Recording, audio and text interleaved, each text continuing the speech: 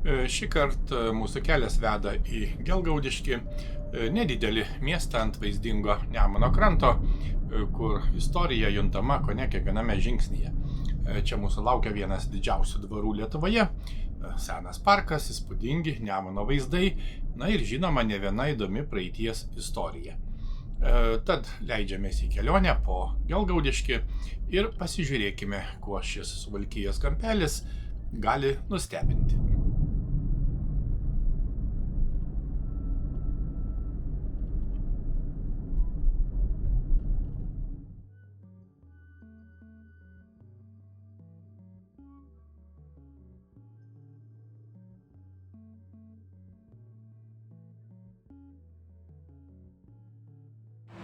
Taip, šiandien užsukome į Gelgaudiškį. Gelgaudiškis yra nedidelis miestelis Šakių rajono savivaldybėje, Nemuno kairiajame krante. Na ir norint patekti į šį miestelį reikia pravažiuoti, na jeigu iš kitos pusės, būtent pro Jurbarką ir pravažiuoti per Nemuną tiltų. Miestelis yra maždaug 15 km nuo Šakių.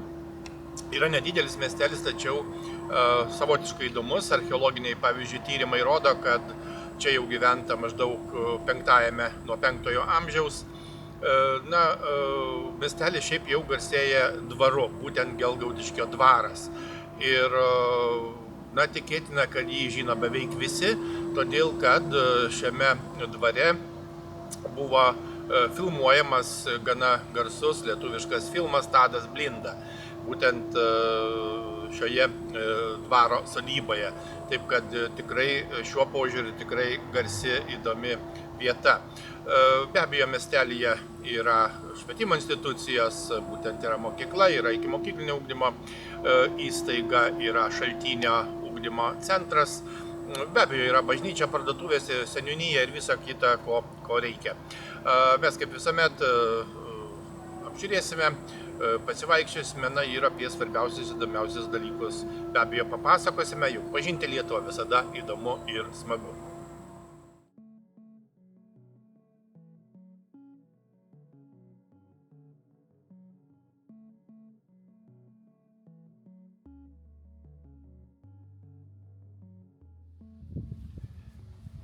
Gelgaudiškis nedidelis miestelis Šakių rajono savivaldybėje, kaip ir minėjome, įsikūręs kairiajame Nemuno krante, maždaug 15 km į šiaurę nuo Šakių. Miestelis, žinoma, yra vienas iš Suvalkijos regiono kultūros centrų. Gelgaudiškį supa vaizdingas Nemuno kraštovaizdis, miškai ir, žinoma, derlingos Suvalkijos lygumos. Pats miestelis nėra didelis, jame vyrauja ramus gyvenimo tempas, nedidelio miestelio užstatymas ir daug žalumos. Tačiau savo istoriniu palikimu Gelgaudiškis gerokai pranoksta savo dydį. Kaip ir sakėme, ryškiausias miestelio akcentas Gelgaudiškio dvaras ir jį supantis senas parkas. Dvaro teritorija kartu su Nemuno pakrantėmis sudaro išskirtinį šios vietovės kraštovaizdį.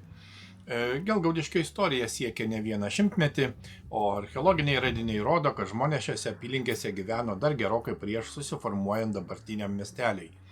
Šiandien Gelgaudiškis išties ramus, žalias ir savo istoriją saugantis Lietuvos miestelis prie Nemuno.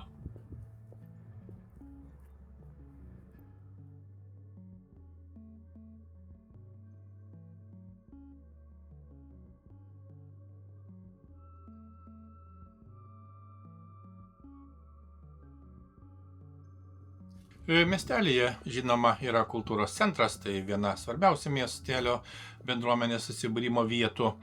Čia vyksta įvairios renginiai, koncertai, šventės, parodos, kitos kultūrinės veiklos, suburančios tiek vietos gyventojus, tiek miesto svečius. Šalia kultūros centro įrengta ir jauki laisvalaikio zona, pritaikyta poilsiui bei aktyvesniam laiko leidimui. Tai erdvė, kur galima susitikti su draugais, pabūti su šeima ar tiesiog trumpam sustoti ir atsikvėpti. Kartu kultūros centras ir šalia esanti laisvalaikio erdvė sudaro išties gyvą Gelgaudiškio bendruomeninio gyvenimo vietą. Gelgaudiškio kultūros centras įsikūręs Taikos gatvėje, yra Šakių rajono kultūrinio gyvenimo širdis, čia organizuojami koncertai, festivaliai, parodos, bendruomenės renginiai, o vasarą muzika skamba istorinėme dvare per tradicinius muzikinius penktadienius.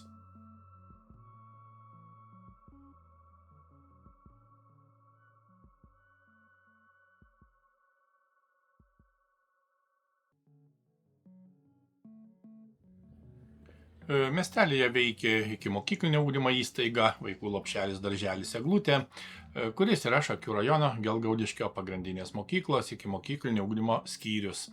Čia vykdomas ikimokyklinio amžiaus vaikų ugdymas. Darželis dirba visus metus, įskaitant ir vasaros laikotarpį.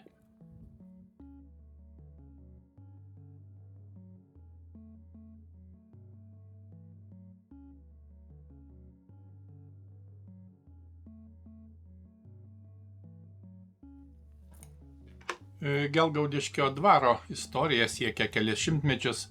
Rašytinėse šaltinėse Gelgaudiškio dvaro vardas pirmą kartą paminėtas 1599 metais, tačiau pati vietovė ir čia buvę dvarai žinomi dar anksčiau. Per ilgą laikotarpį dvarą valdė kelios didikų giminės, tarp jų Sapiegos, Čartoriskiai, Koideliai ir Komarai. Dabartiniai dvaro rūmai pastatyti XIX amžiaus viduryje, maždaug 1842-46 metais, kai Gelgaudiškį valdė Gustavas Koidelis. Tai viena aukštis neoklasicistinio stiliaus pastatas, išsiskiriantis simetriška kompozicija, kolonomis, baliustradomis ir dekoratyviniais metalo elementais. Rūmai pastatyti ant aukšto Nemuno slėnio šlaito, todėl jų vieta glaudžiai susieta su aplinkiniu kraštovaizdžiu. Dvaro sodybai priklauso ne tik pagrindiniai rūmai, bet ir kiti istoriniai pastatai bei parkas. Parko struktūroje derinamos geometrinės alėjos ir natūralesnis Nemuno šlaitų kraštovaizdis. Vienas iš išskirtinių jo elementų ketureilė sidabrinių klevų alėja. 20-ame amžiuje pasikeitė ir dvaro paskirtis. Po dvaro išparceliavimo rūmuose veikė vaikų prieglauda, o po Antrojo pasaulinio karo mokykla internatas. Vėliau kompleksas buvo restauruojamas ir pritaiktas kultūriniai bei turistiniai veiklai. Na ir šiandien dvaro sodyba yra nacionalinio lygmens kultūros paveldo objektas. Rūmuose rengiamos ekskursijos, parodos, koncertai, edukacinės programos ir įvairūs renginiai, o buvusiuose dvaro pastatuose plėtojamos ir turizmo paslaugos.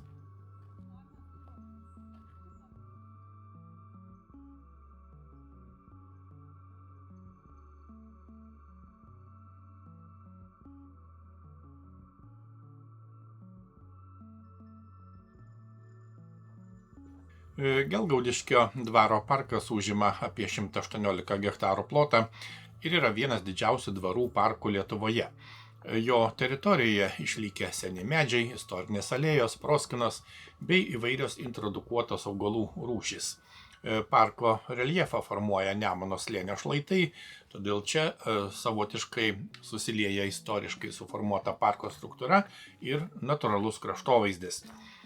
Pažintinis takas tai maždaug 2,5 km ilgio žiedinis maršrutas įrengtas būtent šiame 118 hektarų ploto parke.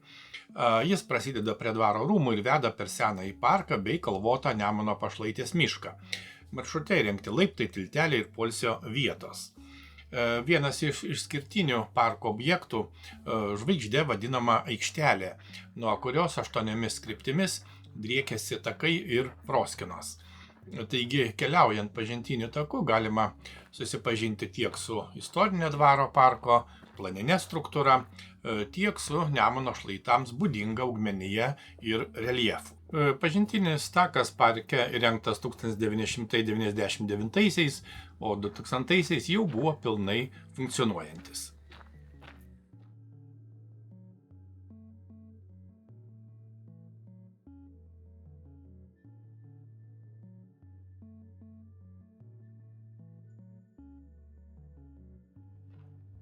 Gelgaudiškio šaltinio ugdymo centras tai įstaiga teikianti ne tik ugdymą, bet ir švietimo pagalbos, konsultavimo bei socialinės paslaugas.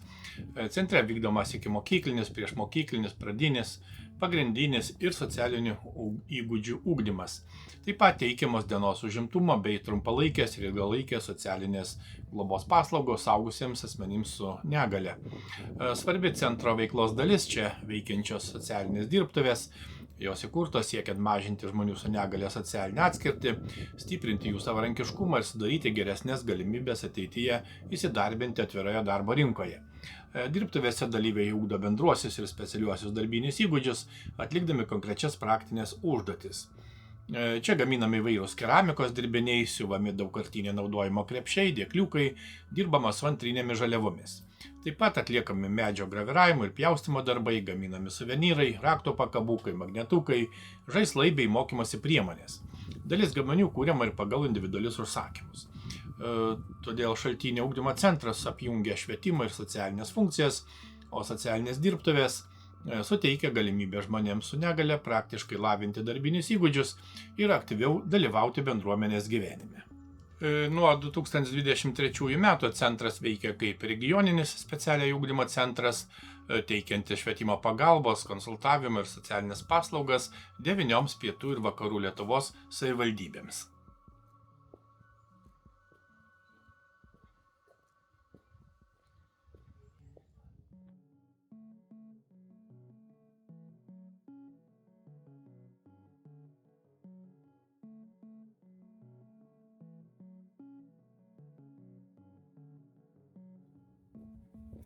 Švietimo istorija Gelgaudiškyje skaičiuojama jau daugiau kaip 400 mečius.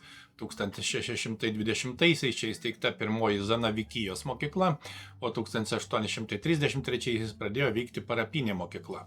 Vėliau 1920-aisiais įkurta lietuviška pradinė mokykla, kuri 1945-aisiais reorganizuota į progimnaziją.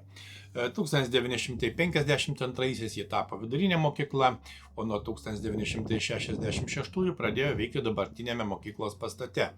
2013-aisiais vidurinė mokykla reorganizuota į pagrindinę. Naujas etapas prasidėjo 2025-aisiais sujungus Gelgaudiškio ir Kidulių pagrindinės mokyklas. Tai buvo įkurta Šakių rajono Nemuno mokykla, kurią sudaro Gelgaudiškio ir Kidulių skyriai.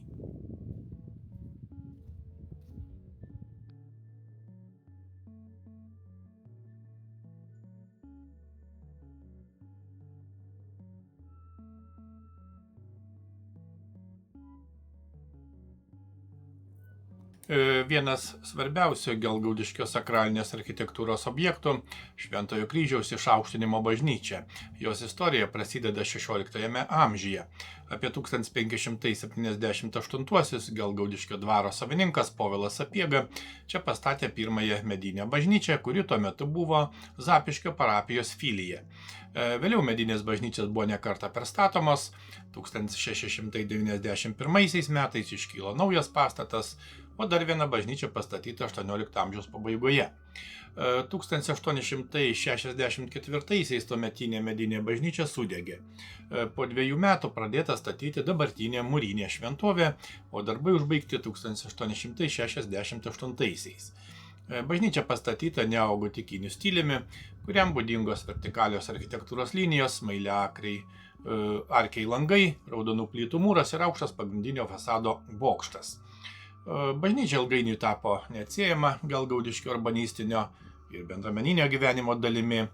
XIX amžiuje prie parapijos veikė ir parapinė mokykla, o XX amžiaus antroje pusėje pastatas buvo remontuojamas ir prižiūrimas. Išskirtinė bažnyčios paveldo dalis 3 joje esantis varpai įtraukti į Lietuvos kultūros vertybių apsaugą.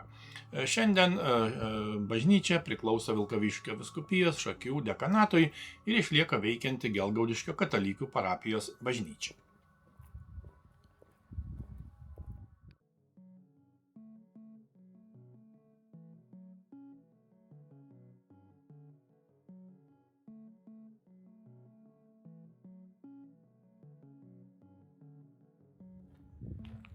Greta Gelgaudiškio bažnyčios ir netoli autobusų stotelės įrengtas nedidelis skveras, viena iš miestelio viešųjų erdvių. Čia esantis paminklai ir atminimo ženklai primena Gelgaudiškio bei Lietuvos istorijos įvykius. 2018 metais pastatytas atminimo stulpas Gelgaudiškio valsčiaus kariams, žuvusiems 1918–1923 metų nepriklausomybės kovose.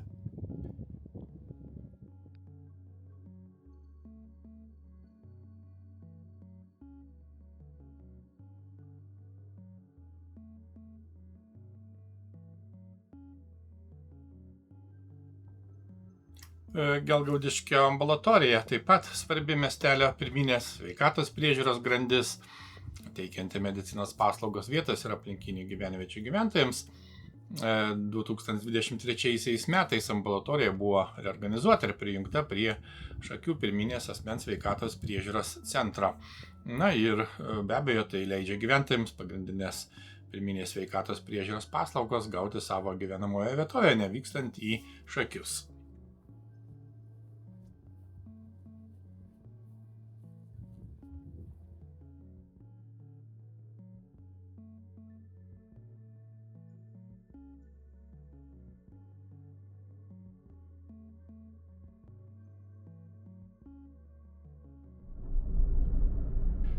Gelgaudiškio istorija prasidėjo gerokai anksčiau nei vietovė pirmą kartą paminėta rašytinėse šaltinėse. Archeologiniai radiniai rodo, kad šiose apylinkėse žmonės gyvena jau 5–10 amžiuose. 15 amžiaus pabaigoje čia formavosi dvaro valda, o 1504-aisiais Gelgaudiškio palivarkas su aplinkinėmis giriomis buvo perduotas didikui Jonui Sapiegai. Ši data dažnai laikoma Gelgaudiškio rašytinės istorijos pradžia. 16–17 amžiais gyvenvietė plėtėsi prie dvaro, 1578-aisiais jau minimas Gelgaudiškio miestelis ir pastatyta pirmoji medinė bažnyčia, o 1635 metais suteikta teisė įrengti turgus. 1655 gyvenvietė nusiaubė Švedijos kariuomenė. 18 amžiaus pabaigoje dvaro valdos buvo padalytos į aukštąjį ir žemąjį Gelgaudiškį. 19 amžiaus miestelio raidai buvo ypač svarbus. 1842–46 metais pastatyti dabartiniai dvaro rūmai, o 1868 mūrinė Švento kryžiaus išaukštinimo bažnyčia. Tarpukariu plėtėsi švietimas, prekyba, pramonė, veikė plytinė, o miestelis su Šakiais jungė siaurasis geležinkelis.